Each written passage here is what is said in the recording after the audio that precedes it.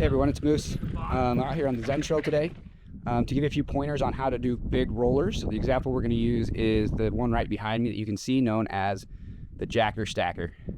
Rollers are actually pretty easy. When you get good at them, it's surprising how big and steep you can go. There's essentially three parts if I was to break it down. You've got your roll in, the face of the roller, and then the bottom. The part that everybody worries about, of course, is the bottom. You screw that up and things can go pretty bad. But it all starts at the top. The roll in, what you want to do is just basically control your speed. You do not want to go fast on a really steep roller. You want to be as in control as possible. So you're going to control your speed coming into the roller, ease yourself over the top of it. And you're going to kind of, a lot of people will start too far back. But you start front on the brakes, and then as the front of the bike starts to roll over the top, you just kind of let your arms stretch out to allow the bike to just flow under you, so your body's not moving nearly as much as the bike. And then once you get over the front of the roll in and you're on the face, you don't want to be skidding. You want to be very much in control of your brakes.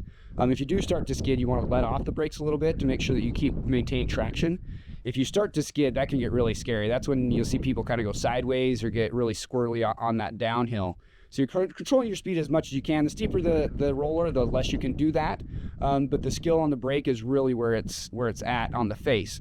And then as you come into it on this roller, for example, the bottom's a little harsh. It's not the smoothest rollout at the bottom.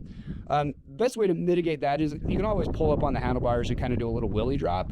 But really the best way to do it, in my opinion, is as you come towards the bottom, is to look where you want to go. Most people fixate on that transition between the face and the bottom.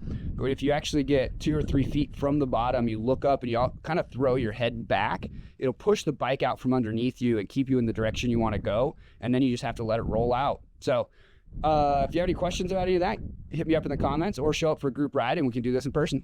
Thanks.